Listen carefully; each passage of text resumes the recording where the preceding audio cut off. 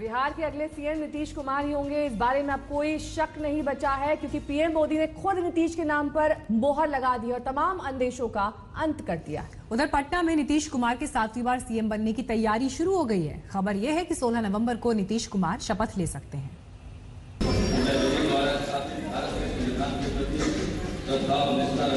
जो विषय बिहार राज्य के मुख्यमंत्री के रूप में मेरे विचार के लिए लाया जाएगा, बिहार राज्य के मुख्यमंत्री के रूप में मैं अपने कर्तव्यों का श्रद्धापूर्वक और शुद्ध अंतःकरण से निर्वहन करूंगा। मैं बिहार राज्य के मुख्यमंत्री के रूप में अपने कर्तव्यों का श्रद्धापूर्वक और शुद्ध अंतःकरण से निर्वहन करूंगा।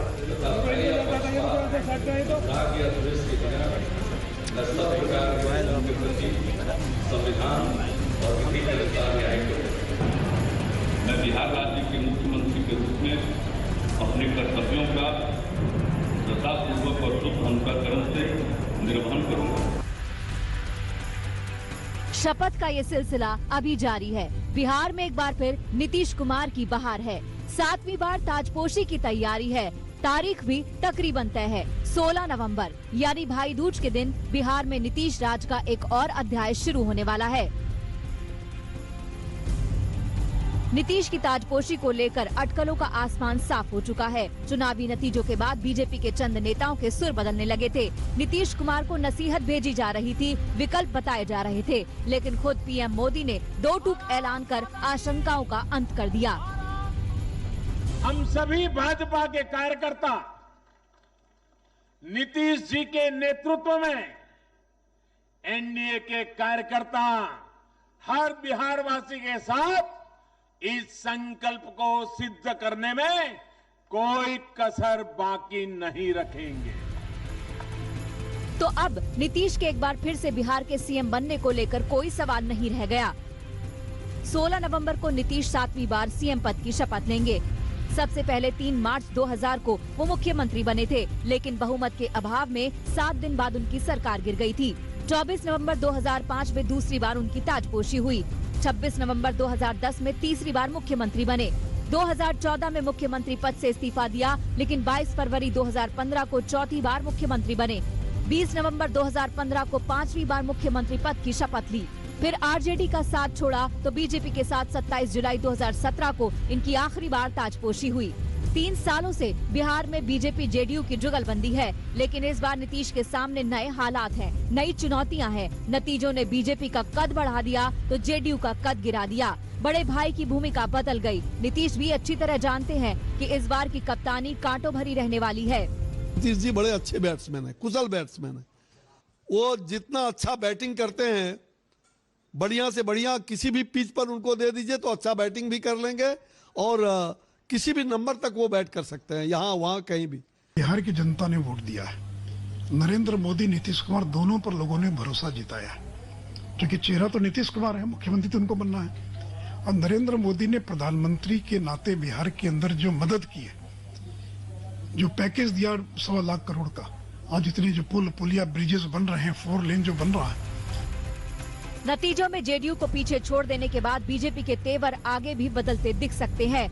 जिस जीत पर बीजेपी में जबरदस्त जश्न है, वही जीत जेडीयू के लिए भविष्य में खतरा भी लेकर आ सकती है। सवाल ये है कि जेडीयू की आगे की राह क्या होगी? क्या बीजेपी का विस्तार जेडीयू के लिए और सिमटने का सबब बन जाएगा? नीतीश के बाद क्या होगा, जबकि खुद नीतीश आखिरी बार चुनाव लड़ने का ऐलान कर चुके हैं? मान लीजिए आज चुनाव का आखिरी दिन है, अब परसों चुनाव है और ये मेरा अंतिम चुनाव है। अंत भला तो सब भला। पटना से रोहित कुमार के साथ ब्यूरो रिपोर्ट, आज तक। तो बिहार में एनडीए की जीत का राज खुद प्रधानमंत्री नरेंद्र मोदी ने बता दिया। पीएम को यकीन है कि आधी आबादी के समर्थन से ही एनडीए की प्रचंड जीत हुई है। आंकड़े भी हालांकि इस तरफ इशारा कर रहे हैं, कैसे पीएम मोदी का प्रचार युद्ध में उतरना गेम चेंजर साबित हुआ और कैसे पीएम मोदी के मैदान में उतरते ही बाजी पलट गई।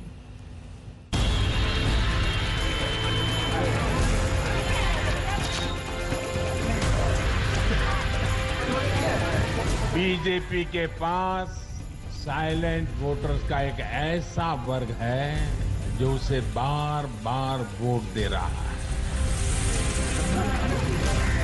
साइलेंट वोटर्स हैं देश की माताएं, बहनें, महिलाएं,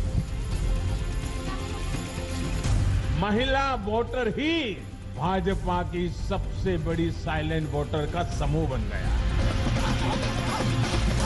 जो राज राजनीतिक पंडितों को समझ नहीं आए, जिस गुत्थी में चुनावों के चाणक्य चित हो गए, उसे पीएम मोदी ने चुटकियों में सुलझा दिया। जरा गौर से सुनिए बिहार में एनडीए की जीत की कहानी, खुद पीएम मोदी की जुबानी। बीजेपी के पास साइलेंट वोटर्स का एक ऐसा वर्ग है जो उसे बार बार वोट दे रहा है,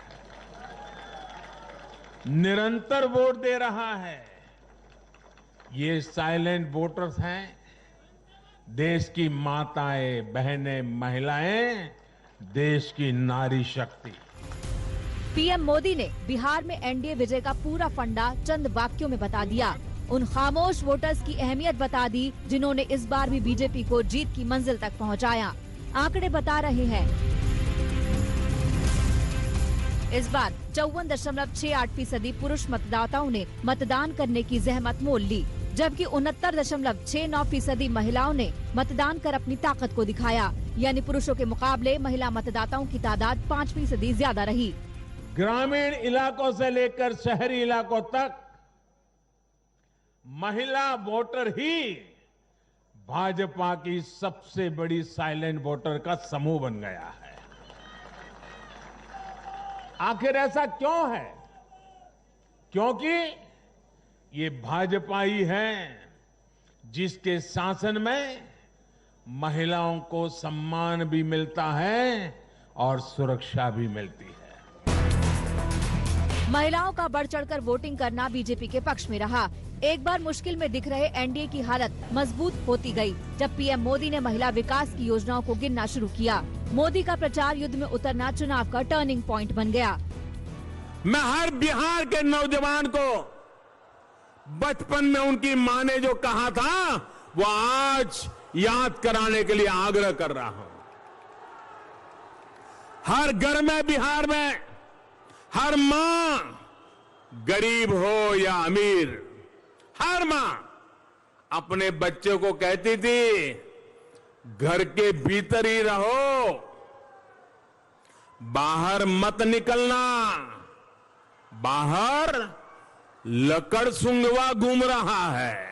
नीतीश कुमार जिंदाबाद। मोदी का आक्रामक प्रचार नीतीश कुमार के लिए ढाल बन गया। नीतीश के खिलाफ आक्रोश की रफ्तार पीएम मोदी ने जैसे ही थामी, एनडीए के पक्ष में माहौल बनता गया। पहले चरण में पिछड़ चुका एनडीए तीसरे चरण तक काफी आगे निकल गया।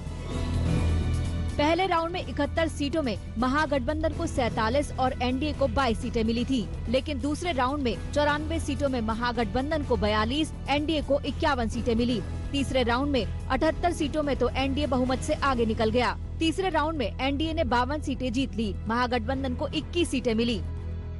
आज बिहार के सामने डबल इंजन की सरकार है, तो दूसरी तरफ डबल युवराज भी है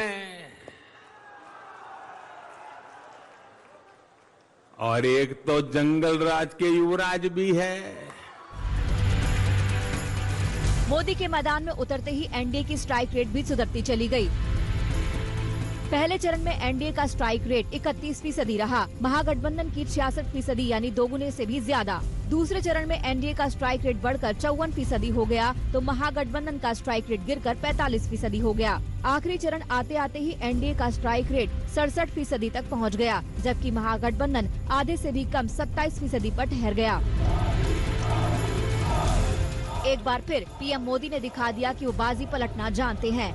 मोदी है तो बीजेपी के लिए जीत का जश्न भी है और नीतीश की ताजपोशी की तैयारी भी हो रही है। दिल्ली से अशोक सिंगल के साथ ब्यूरो रिपोर्ट आज तक। वक्त एक छोटे से ब्रेक का हो चला है, बने रहिए हमारे साथ, देखते रहिए आज तक। नमस्कार, मैं हूं अंजना ओम कश्यप। हमें उम्मीद है ये वीडियो आपको पसंद आया होगा। लेटेस्ट खबरों के लिए यूं ही देखते रहिए आज तक और इस वीडियो के पसंद आने पर लाइक, शेयर एंड सब्सक्राइब करना ना भूलें।